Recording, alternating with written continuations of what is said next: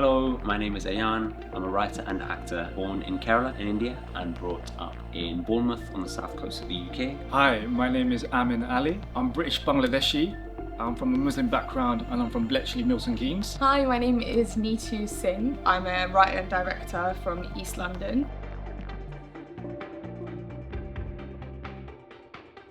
I've recently completed the Kiln Theatre Listen Local Young Writers programme, which is where I developed my kind of debut short play, Dead Internet, and that's the same piece that I will be expanding on here at Tara Theatre as part of Nova. I'd say that my style of writing is constantly developing. That's my excuse for me still feeling like I'm finding myself, finding my voice. One thing that I always tend towards is sharp, quick dialogue. I like a fast pace with scenes and then combine that with nice hefty beats, nice pregnant pauses. I like to infuse my writing with kind of humour and satire, even if I'm tackling serious topics, because that's how I disarm the reader and infiltrate their minds. My style of writing is kind of like an ongoing discovery.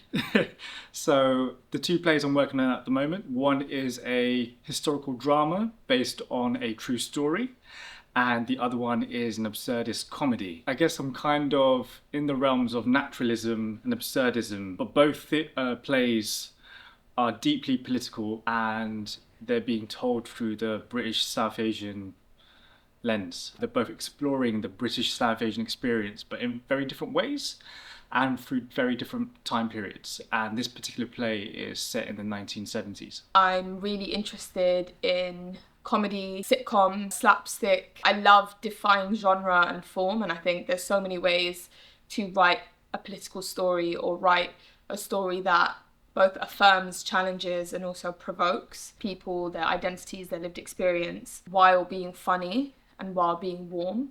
I'm really interested in ensemble and community and belonging. I tend to write a million characters and have to find a way of distilling it into a much more manageable, maybe four-hander or two-hander, so that people can actually commission it. Yeah, I'm really interested in my lived experiences, the lived experiences of the people around me, the communities I've grown up in Hackney and East London, and I often write bilingually, which isn't something that maybe I wouldn't have categorized it that way quite earlier on into my career, but now I've realized that actually I do write in English and Punjabi, which is a language I've grown up with and is the heritage I have.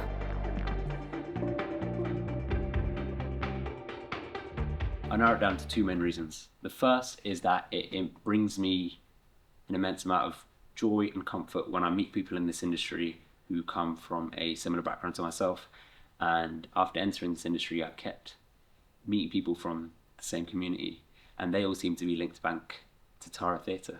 And eventually that happened enough for me to realise that Tara Theatre is probably where I should be as well. Tara is like a family, it's like a sanctuary for people like myself. You create your best work when you're comfortable, and I'm confident that I will be able to create my best work with the support and guidance of the Tara family and the people at Tara. The second main thing is I am extremely honoured to be working with Gurpreet as well. She is such a massive inspiration as someone who writes bravely, truthfully, from the heart, navigating extremely complex topics in the face of, at times, like immense backlash. So a huge inspiration, an absolute icon. I'm very much looking forward to getting to the end of a first draft. I think as a writer, you have so many different ideas, and I'm kind of looking forward to being a part of this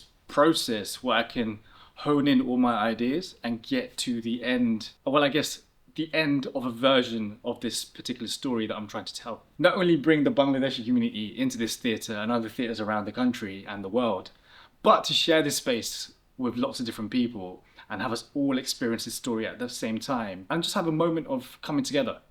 I think there's two things. The first thing is, I think as writers we change. Theatre is live, but also the writing is live, and it's a reflection of who we are at that certain point in time that we wrote it, then who we become over the course of drafting or rehearsals, and then the performance. As a writer, I feel like I'm going to really grow and develop, and my work's going to be nurtured here. And I think Dara is the kind of building where I feel safe. It's a space that pushes you and nurtures you. And I'm really excited to go on that journey. I think I have a lot of trust in this building, often as writers or creatives or artists of marginalised identities, whatever you want to call it, however you want to categorise it, we worry or we fear that people won't get our work. I always think about audience. The only thing I ever really think about is how do we get people into theatres, people that don't traditionally go to the theatre, or people that aren't welcomed by the institution of theatre. How do we get them into buildings? And Dara has so easily resolved that. And so I'm really excited for my work to be in this building and for these people to be watching it. I think the second thing is I'm really, really excited to see the other people's work, to see Amin and Ayan and see what they develop and how we grow, and also how we grow differently. I think we're three different writers with different interests and different plays, and I think there's something really important and exciting about that, because often you would think of a South Asian playwriting program and assume that the three people on it will be of similar identities or interests. But the truth is we are an extremely diverse bunch of people, and there's nothing homogenous about our interests or lived experience. And so I'm excited to see what they have to say about the world and the things they're interested in.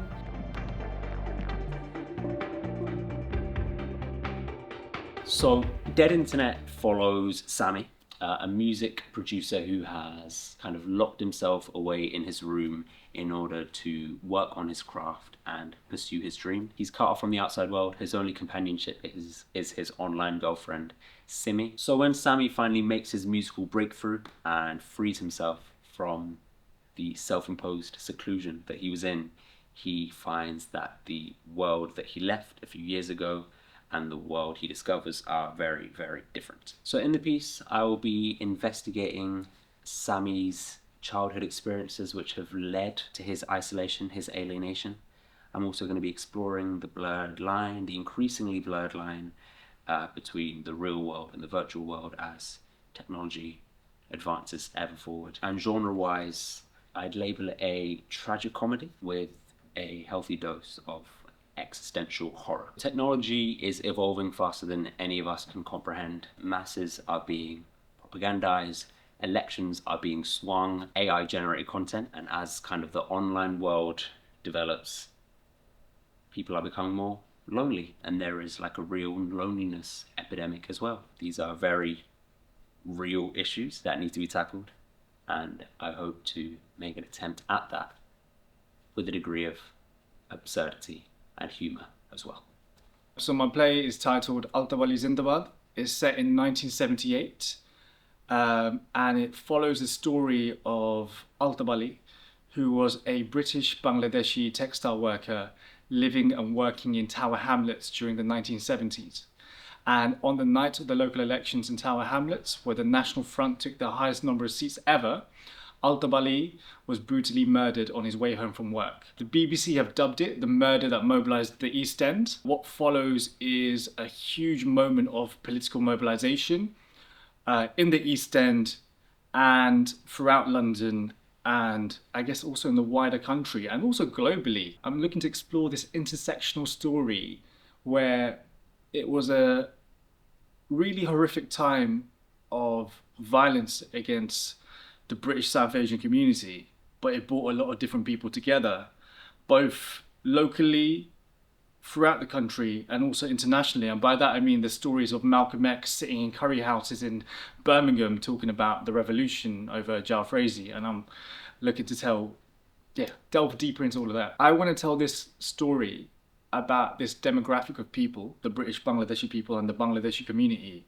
who I feel like are a community who have been told that their lives and their stories don't matter. And this is very much an opportunity to tell this story in a way to let those people know that their stories and their lives do matter. And this is a story that I'm very much excited to share far and wide. So my heritage is Punjabi. I speak Punjabi. I grew up in a Punjabi family. So the two words I'm going to say is Punjabi and aliens. You can do with that what you will. The play is essentially going to be about Punjabi family in East London. Aliens take over East London, and we try to figure out, I guess, what that means for this family, how they're confronted by this idea of them versus us. They have an unexpected visitor, stranger, who enters their home. He's a white man, and they don't know who this person is and whether he has any connection to these aliens that are taking over East London. It's a family comedy, sci-fi, horror comedy in many ways, and I'm really interested and excited to explore and unravel those themes and characters. I love making people laugh, and I love it when all different types of people come into the theatre and all laugh at different points, because they feel a connection or they feel a comfort or a safety in that room, in that space. And so I'm really excited to see how audiences react to it. I think the Punjabi Alien Play, which is what the show is called, the Punjabi Alien Play is essentially a play about belonging, migration, displacement, I guess xenophobia to some extent. Who is us and who is them? What's interesting in this play is the character of Peter, the white man, is the outsider.